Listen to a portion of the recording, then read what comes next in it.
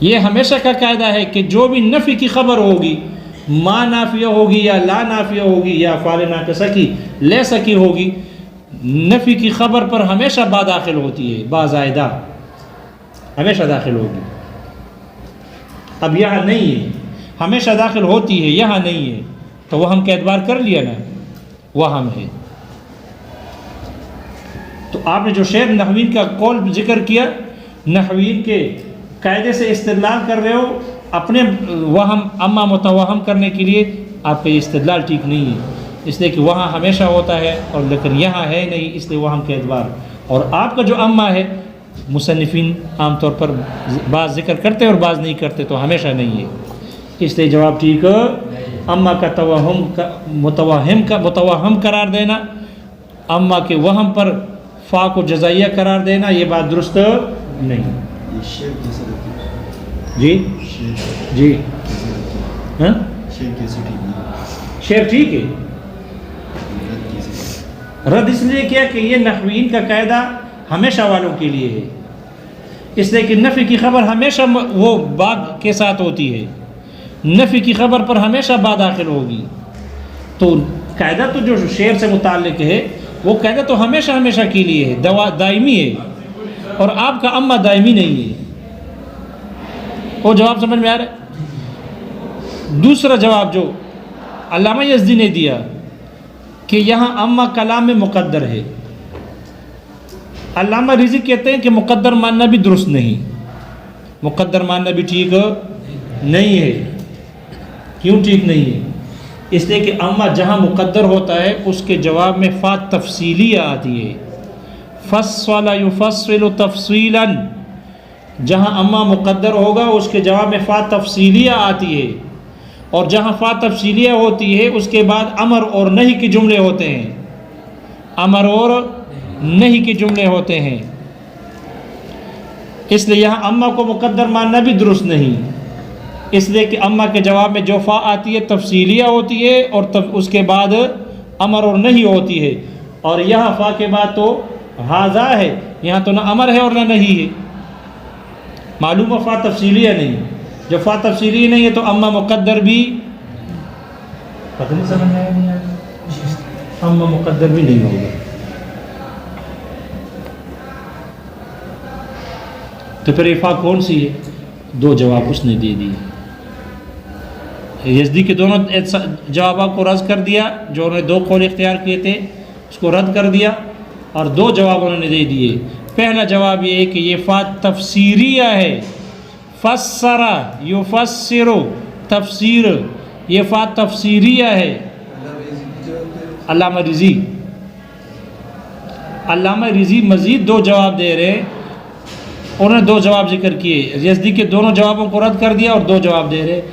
ایک یہ کہ یہ فا تفسیریہ ہے، جب تفسیر کے لیے ہے تو پھر یہاں اما کو نہ متوہم ماننا ضروری ہے اور نہ ہی مقدر ماننا، اس لیے کہ جزائیہ تو ہے نہیں نا کہ ہم اما کو متوہم مانیں یا اما کو مقدر مانیں، فا تفسیر کے لیے ہے۔ دوسرا جواب یہ ہے کہ یہاں پر جو فا ہے یہ شرطیہ ہے، یہ فا کون سی ہے؟ فا شرطیہ ہے، شرط کی جزائیہ ہے۔ فا کس کے لیے؟ فا جزائیہ ہے، اور وہ یہاں پر جو فا یہ ہے جزائیہ، لیکن اما نہیں ہے یہاں پر۔ کس کے جزا میں آئی ہے؟ اس سے پہلے آ گئی ہے بعد، یہ جو سے پہلے بعد کا لفظ آیا ہے یہ ہے ظرف، یہ ظرف ہے، اور ظروف مبنی متضمن شرط ہوتے ہیں، کبھی کبھی ظروف کیا ہو جاتے ہیں؟ متضمن شرط کو شامل ہوتے ہیں، شرط پر مشتمل ہوتے ہیں۔ اور علامہ رضی نے قرآن مجید کی آیت سے استدلال کیا، محشی نے آیت نقل کی ہے، وَإِذْ لَمْ يَهْتَدُوا بِهِ فَسَيَقُولُونَ، فا آ گئی، اور یہ فا جو جواب میں آئی ہے از کے، از ظرفیہ شرطیہ، از ظرفیہ شرطیہ ہے، ظرف ہے اور شرط کو شامل ہے، شرط کو متضمن ہے. لہذا جیسے اس آیت میں از ظرفیہ ہے اور شرط کو متضمن، جواب میں جزائیہ فا جزائیہ آ گئی، ایسے یہاں پر بھی بعد یہ ظرف ہے اور یہ متضمن ہے شرط کے، اس لیے جو فا آئی ہے یہ اس کے جزا میں آئی ہے.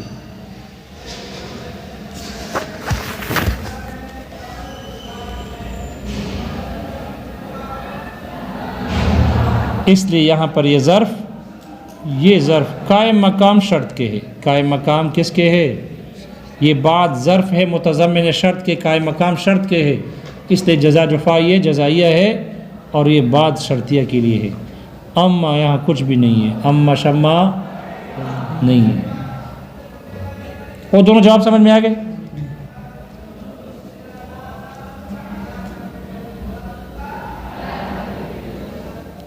فہذا غایت تہذیب الکلام، ہاذا یہ فا سمجھ میں آ گئی، فا ہاذا یہ کیا؟ یہ ایک انتہائی پاکیزہ کلام ہے، یہ ایک انتہائی پاکیزہ کلام ہے. ہاذا اسم اشارہ ہے، مشار الیہ کیا ہے؟ یہ ایک انتہائی پاکیزہ کلام ہے. مشار الیہ کیا ہے؟ مشار الیہ میں 7 احتمالات ہیں. کتنے احتمالات ہیں؟ 7 احتمالات ہیں مشار الیہ.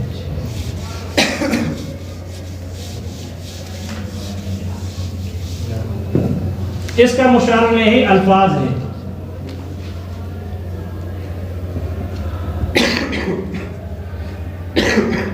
صرف الفاظ ہے.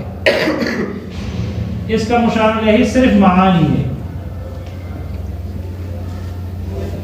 اس کا مشار الیہ نقوش ہے.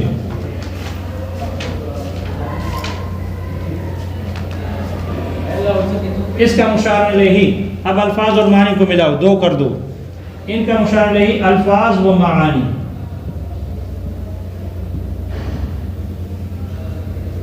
ان کا مشار الیہ الفاظ و نقوش.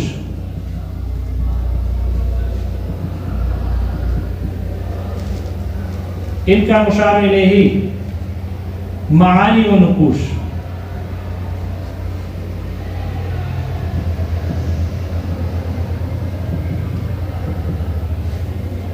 ان کا مشار الیہ الفاظ، تینوں کو ملاؤ، الفاظ و معانی و نقوش. 7 احتمالات ہیں. ہاذا کا مشار الیہ میں 7 احتمالات. صرف الفاظ ہیں، صرف معانی ہے، یا صرف نقوش ہے. الفاظ اور معانی کا مجموعہ ہے، یا الفاظ اور نقوش کا مجموعہ ہے، یا معانی اور نقوش کا مجموعہ ہے، یا الفاظ معانی اور نقوش تینوں کا مجموعہ ہے. آپ جو احتمال بھی مراد لوگے اس پر اعتراض ہوگا. جو احتمال مراد لوگے اس پر کیا ہوگا؟ اعتراض ہوگا.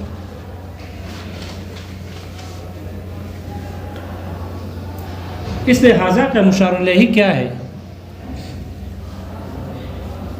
تو ان کے مشار الیہ کو شارع نے قرار دیا ہے، کہتے ہیں صرف الفاظ ہیں یا صرف معانی ہے. صرف الفاظ ہیں یا صرف معانی ہے.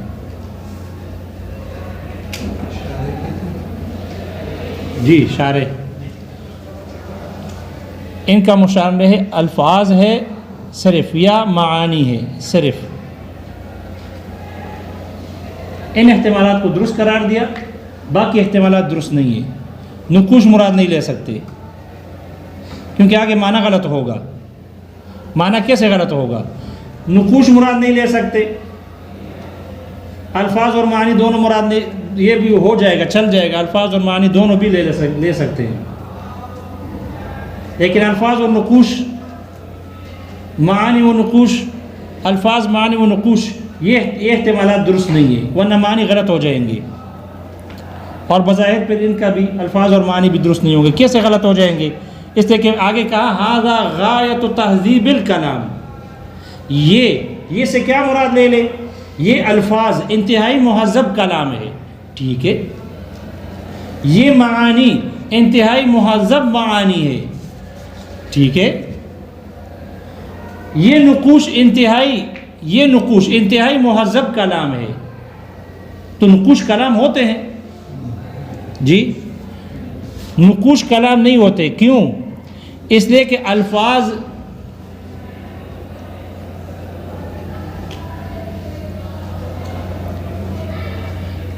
کا تعلق زبان سے ہے، ما یتلفظ به الانسان، الفاظ ما یتلفظ به الانسان، اور معانی وہ ہوتے جس کا تعلق دل و دماغ سے ہو، معانی کا تعلق دل و دماغ سے ہوتا ہے، الفاظ کا تعلق وہ زبان سے ہوتا ہے۔ دونوں کا وجود نہیں ہے، دونوں کا وجود، الفاظ وجود میں آتے ہی فنا ہو جاتے ہیں۔ یہ الفاظ جو ہے یہ مجتمعۃ الاجزاء نہیں ہے، اس کے اجزاء اکٹھے نہیں ہوتے، الفاظ مجتمعۃ الاجزاء نہیں ہے، اس کے اجزاء یہ اکٹھے نہیں ہوتے، بل اذا وجد فتلاشا، بل جو ہی الفاظ وجود میں پائے جاتے ہیں، وجود میں آتے ہیں تو فتلاشا اے یتفانا فنا ہو جاتے ہیں، وجود میں آتے ہی الفاظ ختم ہو جاتے ہیں، فنا ہو جاتے ہیں۔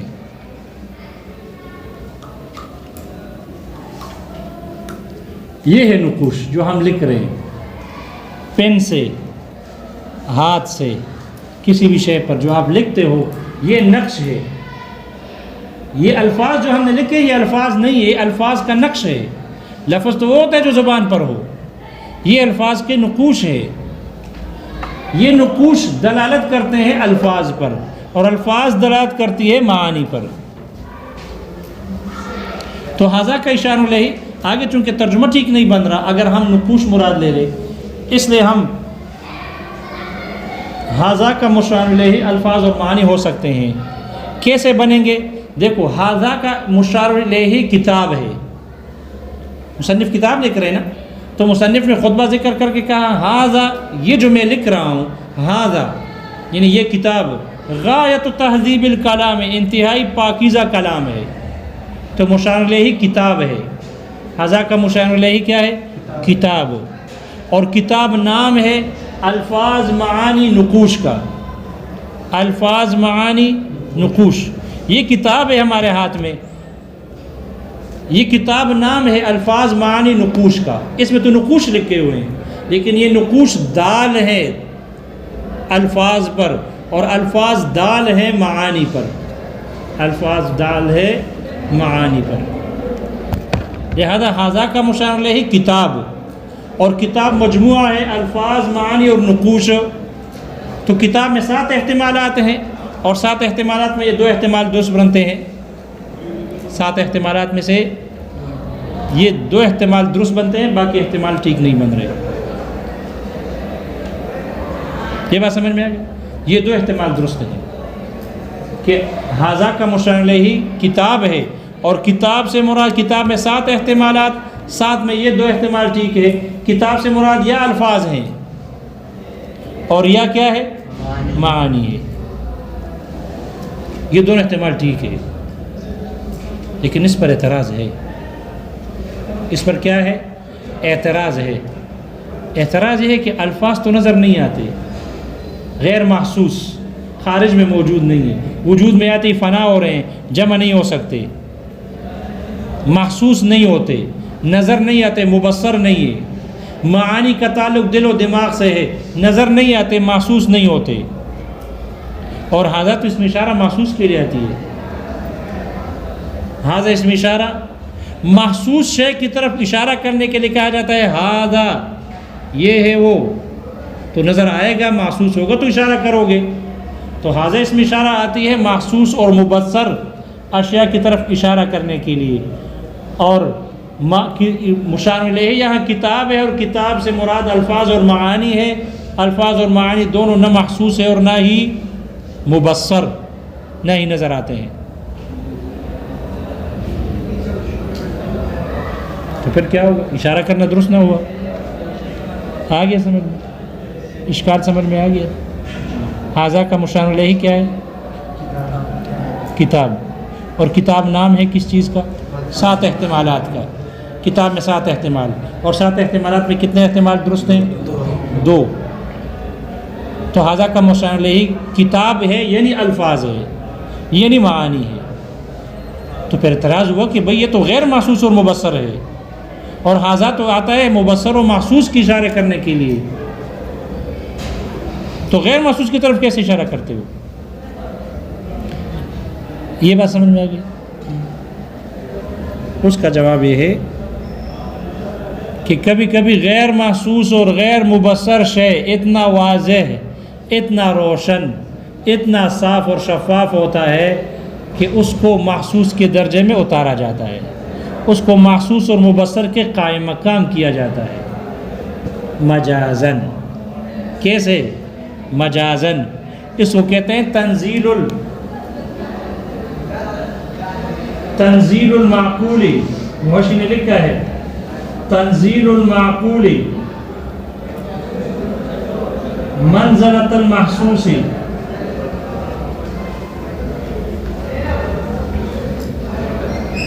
تنزیل المعقول منزلۃ المحسوس، عقلی شے کو حسی شے کے درجے میں اتار دینا. ایک چیز عقلی ہے، نظر نہیں آتی، اس کو حسی شے کے درجے میں اتار دینا. اس کو کس کے درجے میں اتار دینا؟ حسی شے کے درجے میں اتار دینا. مجازن یہ درست ہے. تنزیل المعقول یہ محشی نے کہا ہے، لیکن یہ ہے اسی طرح شارح کا ہے یا محشی نے نقل کیا ہے. اس لیے کبھی کبھی غیر محسوس شے کو محسوس شے کے درجے میں اتارا جاتا ہے، اس کے واضح اور روشن اور ظاہر ہونے کی وجہ سے.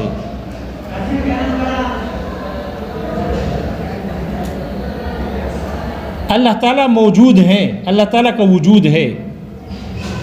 محسوس ہوتے ہاتھ لگانے سے؟ نعوذ باللہ. محسوس ہوتے ہیں؟ نظر آتے ہیں؟ مبصر ہے؟ نہیں ہے. لیکن کتاب اللہ میں اس کے لیے اشارہ موجود ہے. ذالکم اللہ ربکم، ذالکم اللہ ربکم. اللہ کی ذات اتنی واضح ظاہر ہے کہ اس کو محسوس کے درجے میں اتار کر پھر ذالک سے اشارہ کیا گیا. ذالکم اللہ ربکم، یہ ہے تمہارا رب.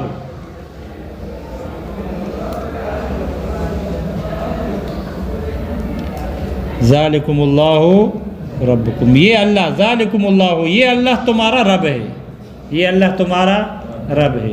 دیکھو اللہ تعالیٰ کی ذات کی طرف اشارہ کیا گیا ذالک سے، حالانکہ ھذا اور ذالک اشارہ یہ تو محسوس شے کی طرف کی جاتی ہے، نہ کہ غیر محسوس اور مبصر کی طرف. لیکن معلوم ہوا کہ جو چیز اتنی واضح اور روشن ظاہر ہو اس کو محسوس کے درجے میں اتارا جاتا ہے مجازن. اس لیے ھذا کا مشار الیہ کتاب ہے، اور کتاب میں 7 احتمالات ہیں جن میں 2 احتمال درست ہے، لیکن اس پر اشکال تھا کہ وہ تو معانی اور الفاظ یہ تو ایک خارج میں ہوتے ہی نہیں ہیں، تو پھر اس کی طرف اشارہ کرنا ھذا سے کیسے درست ہوا؟ وہ جواب سمجھ میں آ گیا.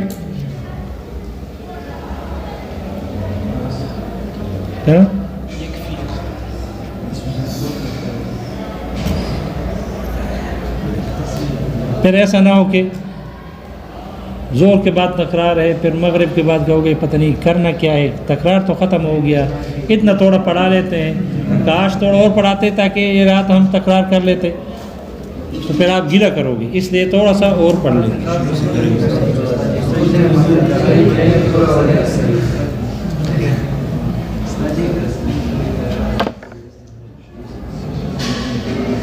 چلو ترجمہ کل کر لیں گے.